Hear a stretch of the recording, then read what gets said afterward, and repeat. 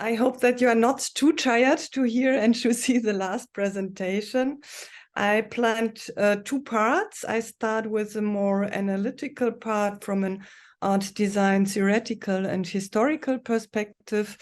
I will look at specific digital curating practices in the field of art and architecture. And please, the next slide, Simone. Okay, cool. It works. The practices are aggregating and transposing, sharing and versioning, reenacting and preenacting. And I will discuss them through 3 online exhibition projects, which are not my projects, but in my perspective, they led to a kind of paradigm shift in online exhibiting and archiving. And in the second part, we will present an own design project. It was a hybrid 3-day conference with an exhibition on-site and online and an online platform. And I have invited a former research assistant from our university, Johanna Mehl. She is already here. I think I can't see, but I can't see the other participants like the presenter before, sorry. But I think she is already here. Welcome, Johanna. She is here, we can see her. Yeah, fine. She will present this project in the last minutes, and I think one aspect will concern the different modes of collaboration. Yeah, as an introduction, I would like to share with you 3 questions very briefly. Please, yes, thank you. It works fine. For some years now, the term curating has been borrowed from art studies. We discussed it yesterday. The term curating is now being used inflationarily in all digital areas, especially when only a selection is to be emphasized. And these selections could be playlists on streaming providers or the exclusive range of products in concept stores. All of these selections are now curated in the understanding of their curators. And the popularization of this term can also be found in the context of large platforms such as Google, as well as data mining applications. The term curating refers here to the practices of collecting, indexing, displaying, and archiving ever-increasing amounts of data. With this in mind, my first question is, what interruptions, crossings, and turns are conceivable here that do not simply keep the endless loop of the machine running and feeding with data? How can we create stopping points? And the second aspect concerns the relationship between online and on-site. The question is, what physical practices of artistic curating are or could be inscribed into digital practices and vice versa, and what effect do they have? Yesterday, Larissa Diana talked about the concept of Petersburg hanging system when she introduced one of her website projects. So I will also describe such analog, or I don't know if it is the right word after the last discussion, such physical practices in the following digital examples. And the third aspect is about the concept of representation, or more precisely, the overcoming of the idea of linear representation. The projects I will discuss are just less about digital representation of a physical event. The online platforms of these projects, I will show you, are not intended to inform precisely or to provide an overview or to be used efficiently. The question is therefore, how would digital platforms need to be structured in order to initiate exchange and collaboration processes that go beyond simply informing, sharing content, clicking and counting followers? So I start with the first practice, aggregating and transposing. This case study to discuss this practice is Next slide, please. The online platform Critical Zones, created on the occasion of the exhibition with the same name at the Center for Art and Media in Karlsruhe in the last 2 years, based on a concept by Bruno Latour and Peter Weibel.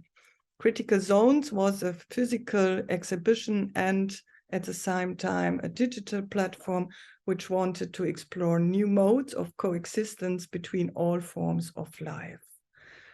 There were at least 2 challenges for the exhibition and also for the platform. The first one is for the communication of these new modes of coexistence. A design concept was needed that brought together projects and concepts from different fields in a kind of Wunderkammer, a cabinet of art and curiosities, combining art, science, and civil society initiatives, and testing forms of perception and interaction of human and non-human actors. And the second challenge was the exhibition is not only addressed the critical zones as a theme, it was also conceived as a model to create the spatial novelty, as well as the diversity of relations between the life forms inhabiting it. So this aspect is very important. I think it is not an illustration or a representation of the exhibition theme. It is also a digital model to show, to present, and to create this spatial novelty of coexisting living forms. That was a briefing for the platform. And the next one, here I will go a little bit through the platform. The platform was conceived by 2 studios, Operative Space in Cologne, Berlin, and the Agentur für kranke Medien in Berlin. I can't translate it, maybe Agency for Sick Media.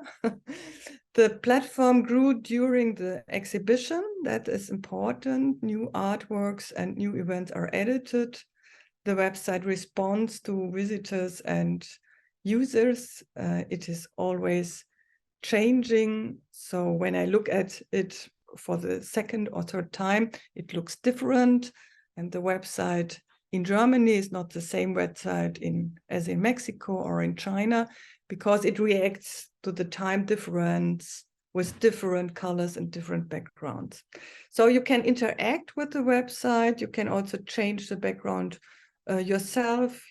Here is also included the most important characteristic of the critical zones, that the living beings react to each other and to their environment.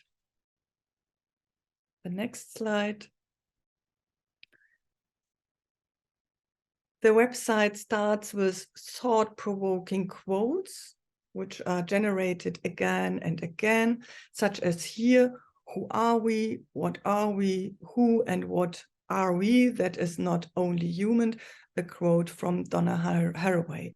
And when you click now on the website, you will find another quote at the beginning. The website works with the infinite scroll. That means in order to navigate this website, you can scroll down and down and down. The next slide, please. There are always reminders that the visitors are not alone on the website, but there are also other entities, other visitors, human and non-human actors who meet on this website.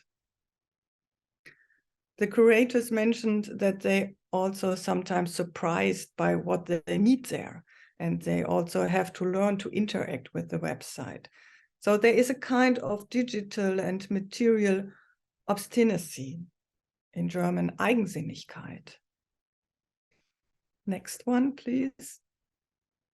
The visitor can then choose one from different keywords or tags which allows a thematic entry. The goal is that the visit of the exhibition is different each time. The platform is designed so that everyone has to find his or her own way through. We already discussed it yesterday, this idea of becoming the curator of one's own exhibition experience. Next one.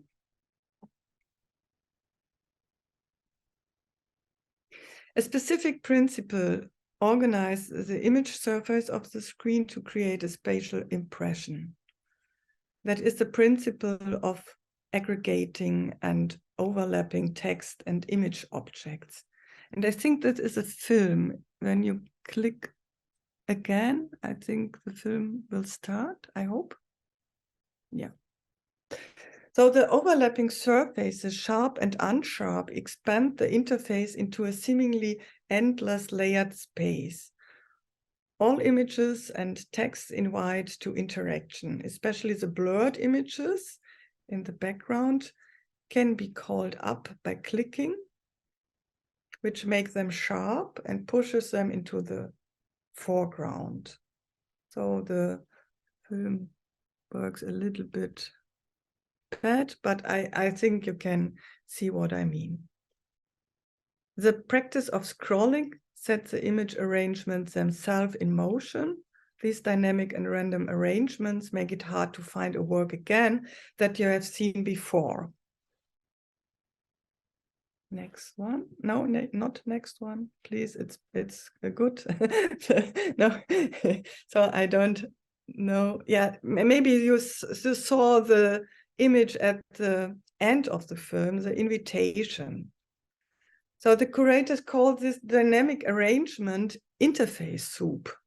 One of the soup ingredients are invitations, like at the end. Yeah, here you can see an invitation, but you can see another invitation at the end of the film. And I quote the last invitation: imagine for a moment that all the processes and resources which make your presence, your health, clothing and equipment possible are shapes walking behind you. How much space do you occupy? So these invitations are part of an activation layer intended to think about your own situation. So there are a number of image traditions for this kind of arrangement. The art historian Erwin Panofsky called the pictorial space of painting in the Middle Age aggregate space, from Latin aggregare, to add, to accumulate. And he distinguished it from the central perspective space of the Renaissance, which he called system space. So the aggregate space is not rationally unified. It is generated by superposition or juxtaposition of elements which are arranged without compositional logic. The next one. This kind of aggregate space was also the basis for the curatorial practice developed by Charles and Ray Eames in the middle of the 20th century. In 1971, they created an exhibition on the history of computers, opened in New York, and the central element of the exhibition was the so-called history wall, a wall-filling timeline that presented the history of the computer from the beginning in the 19th century until 1971. And it was composed of overlapping layers of panels of text and images. And for the viewer, the result was a collage of elements.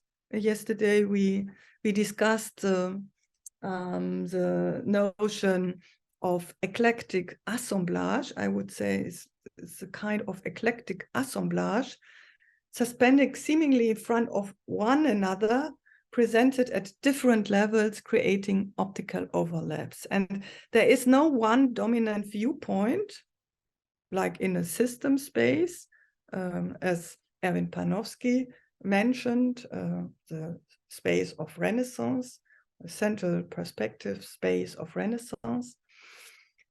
but there are rather multiple viewpoints. So the overall impression was unsystematic, a little bit, but it was a timeline. But in the field, the impression is more unsystematic, and it is characterized by a disorderly field of interacting forces. Next one. So a kind of aggregate space also forms a digital interface of critical zones. But here the arrangements are dynamic and not fixed. So you saw it in the film, in the video before. And therefore, they always generate new contexts. The art historian Beatrice von Bismarck describes this curatorial practice with the term transposition. The term transposing means to transfer something from one context to another, to shift or relocate. In the course of such a transposition, artistic works are shifted from one physical environment, from a specific time, from one social, aesthetic, or discursive context into another, and thus placed in a new relationship. In doing so, the dynamic arrangements don't want to provide an overview, but rather plays with the disorientation of the participants. So I would say that the disorientation as well as the random search challenge interaction and communication. And therefore, I think there are key principles. The next one, please.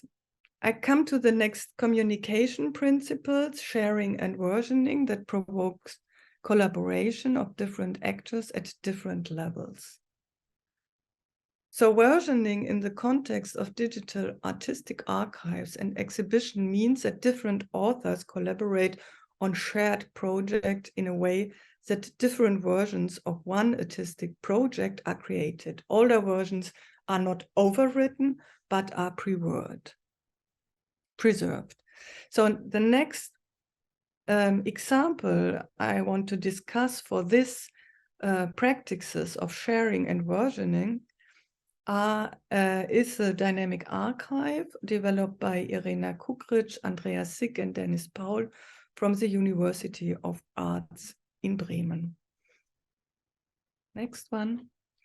They collect so-called components in the dynamic archive. The archive doesn't document art.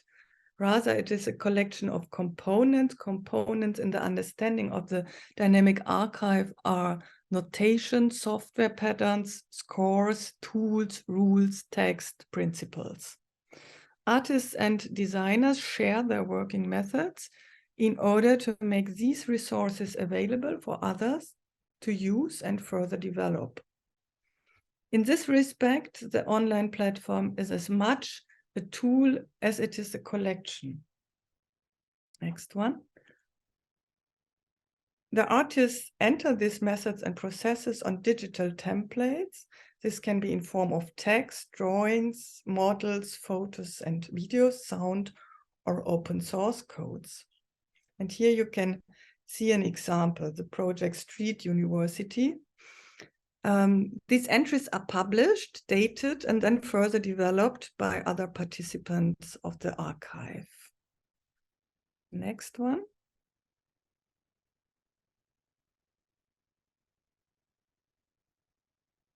Yeah, it's a film.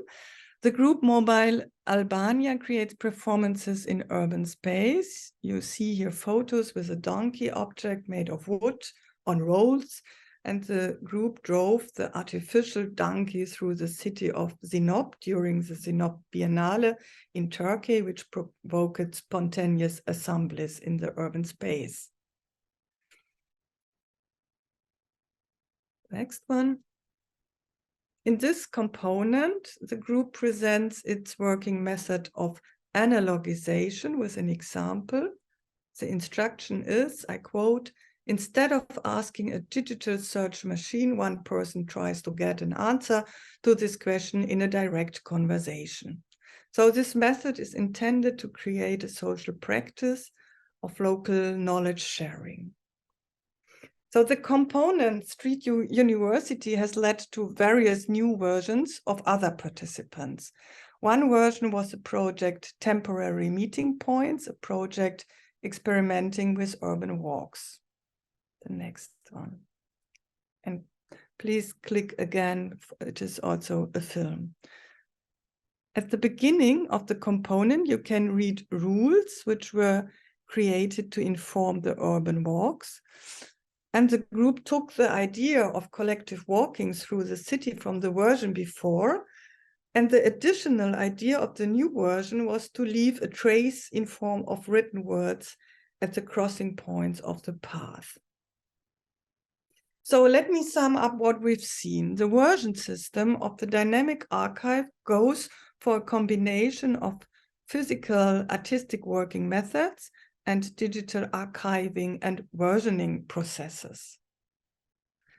The archive allows for the copying and modification of already archived components. The modified copies are called versions. The version of a component preserves the connection to its source component. There are also projects where the participants version their work each other. This reciprocal versioning supports also collaborative processes and let the archive grow. In this respect, the dynamic archive is a kind of conversation partner. I want to give a historical model for this understanding of an archive as a conversation partner. One of the most important models for the developer of this archive was the very famous Zettelkasten of Niklas Luhmann. The Zettelkasten is a card index, a box of 90,000 notes written by Luhmann for his own scientific work. The following principles are central. The note box is based on a processual structure. Notes were written over a long period of time, sorted into boxes and revised later. The more than 100 categories of the notes were not fixed from the beginning. They emerged only in the course of the collection of the notes, and this made a random finding of notes possible. Next one. With numbers and letters, the notes of paper were referenced among each other. They offer a kind of hyperlink structure. So I would say I go further because the time is running out with all the problems. I would like to show you the Luhmann Zettelkasten as a kind of pre-model for the dynamic archive, and the Zettelkasten is more than an archive. It is thinking apparatus and also a conversation partner. And the idea why I show you this Zettelkasten is that there is an interesting connection between these physical objects and physical tools and new digital platforms. So I come to the next, and so the last principle, which I want to describe with the terms reenacting and preenacting. So we already saw the principle of reenactment in the dynamic archive. A component was reenacted through different versions. So a particularly radical form of reenactment is illustrated by the third example I would like to show you. It is a short impression. I make it very quickly. It is the exhibition and platform of the German Pavilion during the Venice Architecture Biennale in spring 2021 with the title 2038, The New Serenity. The next one. Visitors were invited to walk around in the empty pavilion and experience digital content via QR codes. So the exhibition was about strategies for handling with ecological crisis and their problems. And the idea of curators was not to make an exhibition on site, not to waste material, not to have actors and visitors fly in from all over the world. Instead, they created an online platform which followed the principle of preenactment. Preenactment, as a performative artistic practice, does not deal with the revision of an event. Instead, it sets out to experiment with fictitious times and spaces. In our case, the exhibition invited the visitors to discover a story between fact and fiction. It tells the history of a better world from the perspective of the year 2038. Next one. What was now on display were those initiatives and projects of the 2020s and the years before that helped to overcome the crisis. I quote, "Today, in the year 2038, we have mastered the great crisis. It was close, but we made it. The global ecological, social, and economic disasters of the 2020s brought people, states, institutions, and companies together. They committed themselves to fundamental rights and jointly created viable, adaptable systems and legal frameworks on a planetary basis, giving decentralized local structures the space to maintain and create highly diverse models of coexisting." The next one. Scanning the QR codes in the pavilion allowed visitors to watch series of films, a science fiction film played in 2038 and documentary films in so-called history channels, seeing diverse experts, collectives, and groups focus on history through the 2020s to answer the main theme, how we will live together. And this is a film, if you can click on it, so we scroll through the website. Another part of the digital exhibition was a virtual space, the so-called Cloud Pavilion, a platform where you choose a room and an avatar before entering. So you can stop it and go go further. And the meeting space is a remodeling of the empty building in Venice. It let visitors meet people from around the world to discuss. So in this example, again, an artistic and curatorial practice from art, in this case performance art, has once again been transferred into the digital in order to initiate exchange processes and interactions. In this respect, it is worthwhile not to rely on regular software tools which can reproduce stereotypical patterns of perception and interaction, and in this way contradict the good intentions of an exhibition concept. I come so to the end of my part, and my conclusion is a kind of short manifesto inspired by Andrea Zick, one of the curators of the Dynamic Archive. Multimodal digital curating practices invents relations and context, enable collaborative structures, celebrate physical and digital locations at the same time. And with this statement, I welcome Johanna Mehl, and I hope we have 5 minutes maybe.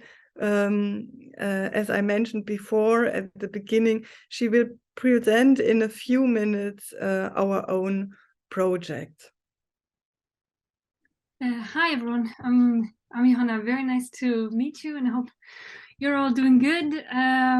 Yeah, Carolin, thanks for inviting me to present the website. I will share my screen. I'll just share the whole screen. Yeah, so this is the website. You can also visit it later. It's attendingtofutures.de. And this is the website of a design conference that Carolin and I and another professor of typography organized in 2021 with a bunch of students. We had like a huge group of 30 students that were part of this project, and we made this conference together.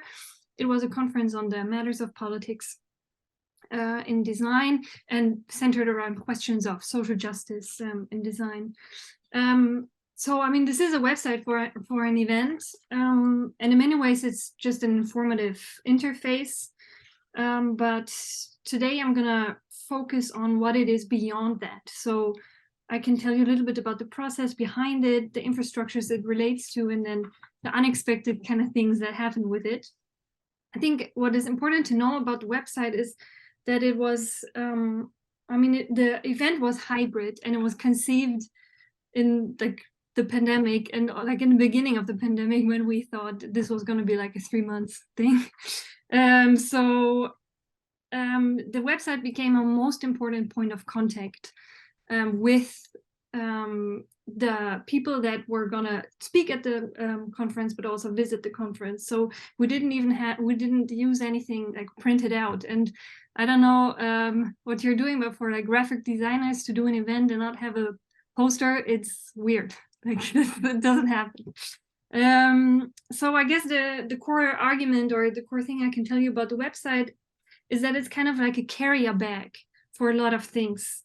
The first thing is that it kind of builds up, similar to what Carolin said about the critical zones. I mean, the website went online like roughly 1 year before the event, and now we're like almost like 1 year after the event, and it's still online. And that's because, I mean, stuff is still happening. You can see on the left side here that there's categories that were added as we moved closer to the conference, but never deleted. So you can see what is not so relevant anymore, but yeah. So for example, there was the lecture series that was happening in the summer term before the event in November, and there you could see it kind of progressing, and as stuff happened, it turned gray. And here you can see if you can see the recording of that lecture or something like that. Same goes for the recordings of the conference itself that went online a couple months later, or something like ticketing. I mean, all that stuff kind of happened.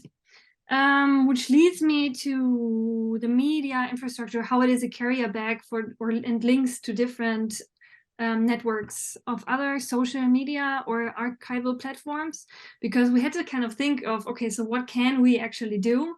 And within a short time and limited resources, and what are the infrastructures that we can build upon? And what was really important to us was social media. We focused on Instagram, then Vimeo as like an archive where we could store video, because this website is not very heavy data-wise. So it's easy, it loads easy all the time. And then we used Hopin for the hybrid event, which is a platform that is specifically tailored to make hybrid events. So we kind of relied on those, but you can all find them on the website here. So for example, the ticketing was over Hopin, you would be directed here. And of course, now it doesn't load so fast. You can still find the event and the schedule here. Of course, Instagram, that we can briefly check out. And I mean, Instagram was especially important. I mean, this is like a highly curated space, this Insta channel. And what was surprising is that we generated very many followers very quickly. And I think this is also because this community of people who deal with questions of social justice or environmental justice, they really understand how to navigate like social media and how to or the importance of sharing things that like reaches people that otherwise will not know about this. So that was really helpful in like getting the word out there for this conference. In ways that we couldn't understand in the beginning. Let me look at my I think what also is very important to say is that this is like a teamwork effort. I have like a brief video of one of the Miro boards. I mean, we had students, many students working on it. Everyone could like put their expertise in. We didn't have like, this was not made by like a professional design agency, but by students. Like we had 3 students that could code, so they made the website. While we relied on other media infrastructures, the website was like made from scratch actually by 3 students. Then there were students who were more into the graphics, there were students who were more into the type, and then of course everything that happened on the event. So here you can, for example, see like posting plans. So like this is what I meant with like curated. They made like narratives, how to post, when, what, when they introduced the keynotes, and all of that. So I guess the last thing I can say about the website is that it also became an exhibition space, which we didn't anticipate in the beginning. And it also became a tool. For example, you could like make together or make a program, check the program. If you click here, it opens a window. Here you have the days. It was a 3-day event, so you have the Friday. But what's more interesting, I think, is the exhibition, because it was hybrid and we had people, you know, who wanted to exhibit stuff from all over the world but couldn't come. We decided to offer them space on the website, and I just want to show you one of the exhibits. It's the Unrealized Archive by John Swida and Chris Hamamoto, and they are actually situated in California. And so what you can actually see a little bit of it. So there was stuff happening in real time on the website only during the conference. I think that I asked them to turn it on for this presentation, so I think they did. But I also have some screenshots to show you. So there was stuff happening on the website. It was changing like all the time. You could kind of, like every time you go on there would be something else. But then what's kind of nice is that, so this is some, for example, stuff that you would see. And then we made a projection of it on site. Here you can see the exhibition that was on site. And here on the right side is a projection of it. And then people could, here's on the right side, and then people were encouraged to interact with it and kind of trace it. And so by the end of the conference, I went back and then picked up the pieces, like the papers, and then put them in an envelope and sent them back to California. So it was kind of like a nice interaction that the website was a central node in many ways. So where is the, yeah, there it is. So yeah, I guess what you can say about the website is that it's more than, I think you would call it skeuomorphistic container of information, but it's also like a carrier bag that is worth visiting over and over again, kind of, because it accumulated sections over as the conference got closer. It was a central node for social networks and other media infrastructures. It's kind of like a container of the many brains and work that worked on that. It was interactive, and it could be seen as like an intersection between like physical and virtual realms. Yeah, I think that's it.